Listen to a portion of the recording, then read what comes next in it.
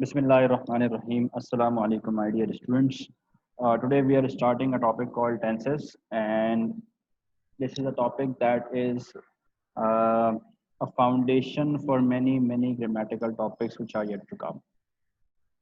This will be a series of tenses which are often considered difficult by the students. So we are not going to cover each and every tense of English language, but we are just going to cover the ones which are considered difficult or complex by students. Right. So before we start, this is the basic three that we all need to understand that the word tense refers to time, right?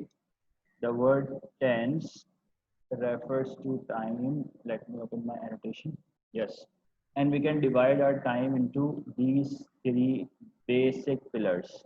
The time in which we have already lived in, that is past, the present moment is now, and the future is the time which is about to come. These three are the basic references in which we can divide our time. Now, the further bifurcation would be the same four for each tense.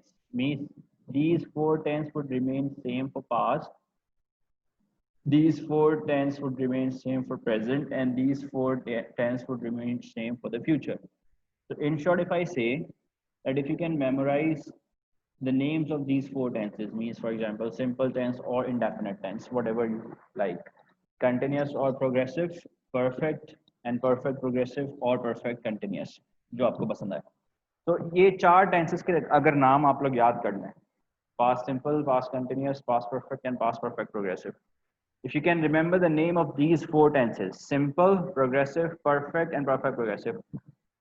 So you put past before these four names, they become four tenses of past. You put present before these four names, they become four tenses of present. You put future before these four names, they become four tenses of future.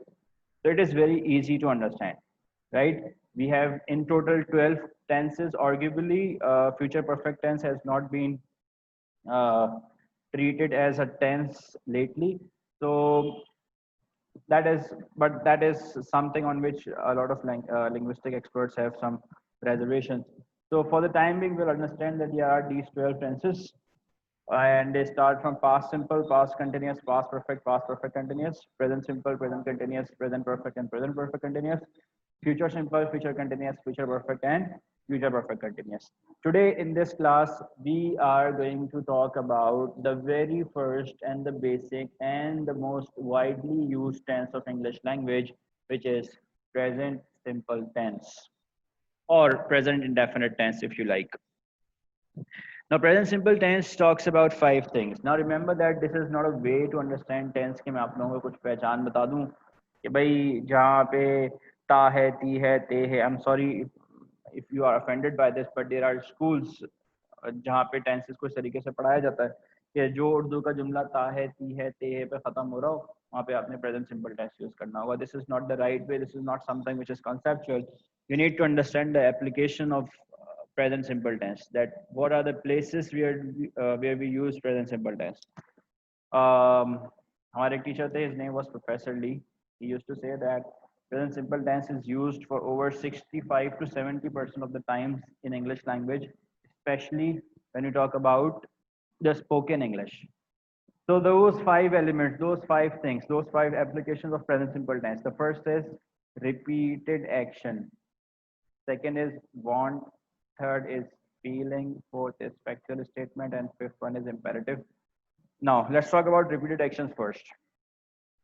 Repeated action, as the name shows, it talks about basically repeated actions are those actions which we do frequently. All those actions which are done on repeated basis are called repeated actions. Now I'm not saying कि रोजाना की बुनियाद पर किए जाने वाले काम, मैं कह रहा हूँ कि अक्सर बुनियादों पर किए जाने वाले काम जो बार बार किए जाते हैं उनको हम लोग रिपीटेड एक्शंस कहते हैं. आपको कुछ किताबों में रिपीटेड एक्शन जो है वो डेली रूटीन सेंटेंसेस के नाम से भी मिलेगा, but I have a little objection on it. खैर वो बात की बात है, वो किसी और लेक्चर में समझ लेंगे. अभी हम लोगों ने समझना है कि भाई रिपीटेड एक्शन जो है वो कहते हैं उन तमाम एक्शंस को, actions that we do frequently. मिसाल के तौर पर मैं कह रहा हूँ कि I teach English. Now that is I do that. That is a thing that I do almost every day, right? For example, if I say I hang out with my friends, now that is the thing that I do repeatedly. On every weekend I hang out with my friends. For example, if I say Muslims celebrate Eid twice in a year, now this is a thing that happens every year. Muslims celebrate Eid twice in a year, right? For example, if I say leap year comes after every 4 years, you see these things are done repeatedly daily. जरूरी नहीं है कि repeated action जो है वो सारे repeated action जो है वो daily routine सारे जो daily routine वाले sentences हैं वो repeated actions ही हों. मतलब try to understand this part like this कि भाई डेली रूटीन के अंदर जो किए जाने वाले काम होते हैं ना वो सारे रिपीटेड एक्शंस होते हैं, but it is not a condition that every repeated action is a daily routine sentence. मतलब this is like the opposite of each other. मतलब भाई जितने भी डेली रूटीन में किए जाने वाले काम हैं वो तो सारे रिपीटेड एक्शंस हैं, but it is not a condition. ये जरूरी नहीं है कि रिपीटेड एक्शन सारे ही डेली रूटीन में किए जाएं. जैसे मैं आप लोगों को कह रहा हूँ कि I hang out with my friends on every weekend. That is not what I do on daily basis. I do it on weekly basis. Muslims celebrate Eid twice in a year. They don't do it daily. They do it twice in a year. That's it. ठीक है, इस बात को आप ऐसे समझें. For example if I से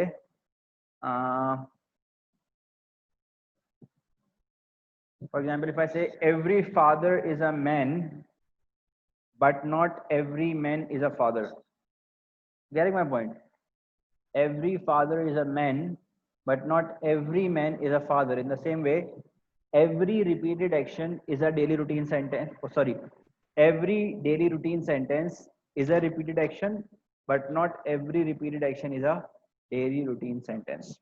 Now, wherever we see a thing that is done repeatedly है, जहाँ पे आपको कोई ऐसा काम दिखे जो कि repeated basis के ऊपर होता है, अक्सर होता है, तो वहाँ पे आपने present simple का structure use करना होगा. Second and third, wants and feelings. Wants are the general desires of your heart. वो काम जो कि इंसान को करने का दिल चाहता है, and we use the word want to for that. Feelings are the genuine एहसासात of a person. For example, if I say I love him so much and I want to spend time with him. So I love him so much, that's my feeling, and I want to spend time with her, that is a want, right? For example, if I say I hate him so much and I want to punch him on his face. So I hate him, that is my genuine feeling, and my want is to punch him on his face. Okay, ji.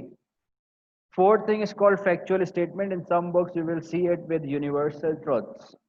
All right, fact कहते हैं हकीकत को, a thing that cannot be denied. कोई ऐसा जुमला जिसका इनकार मुमकिन ना हो. For example, if I say the sun rises from the east and sets in the west. Water covers 78% of planet Earth. These are factual statements. Everybody will agree to it, right? These are the four applications. The last one is called imperatives. Imperatives in common words are those sentences in which we don't have an agent. उन जुमलों को कहते हैं जिसमें हमारे पास doer of an action mention नहीं होता. Okay? For example, normally हम लोग जुमला बोलते हैं he kills the man. Yeah, for example, he polishes the shoes.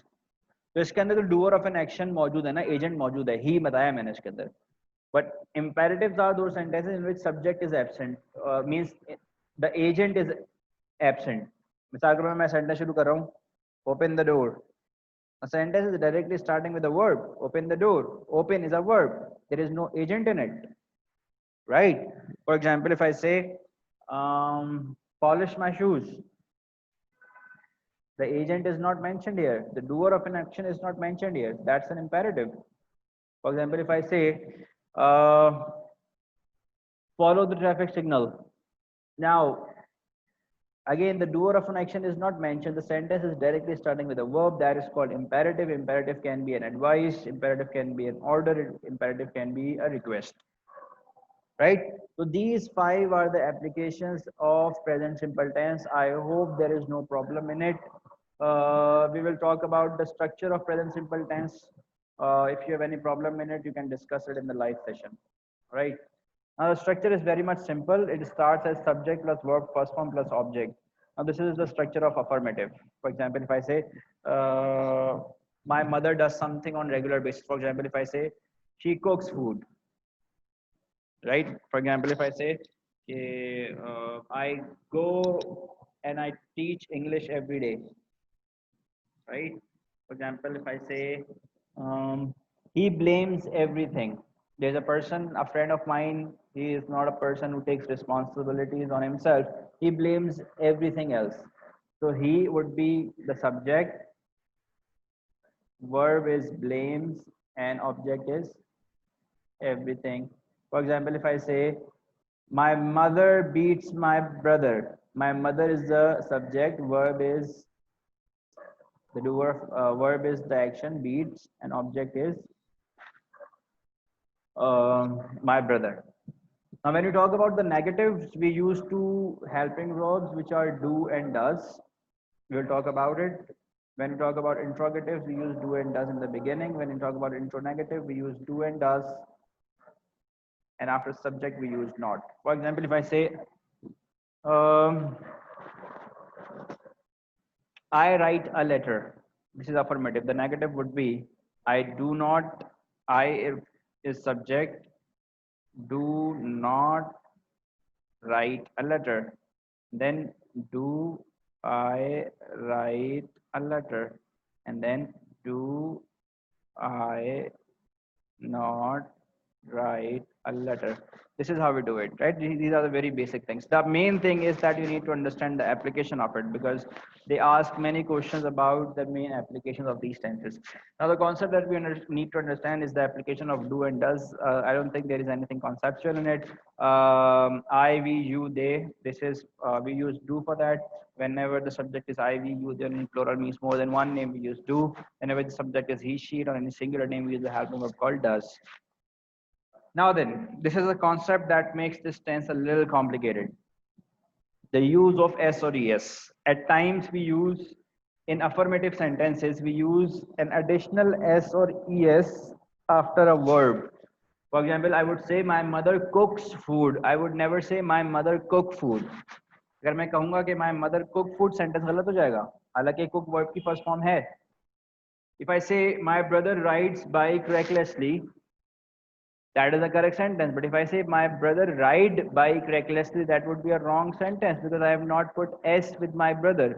अब ये S और ES की कहानी क्या है? ये एक इंतहाई, if I say this is the most common error of English language, तो गलत नहीं होगा. देखो भाई, पहले तो इस कॉन्सेप्ट को समझो कि first person are, I and we. Pronouns के अंदर आई और वी जो होते हैं ना, वो फर्स्ट पर्सन होते हैं.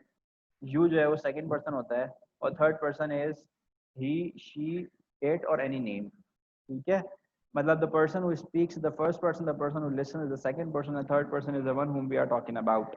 जिस बंदे के बारे में बात की जा रही है वो थर्ड पर्सन होता है. ठीक है, अब कहानी भाई ये है, कुछ ऐसी है कि अफर्मेटिव के अंदर, now remember that you need to understand this slide. I want your attention, 100% attention. We use an additional S or ES.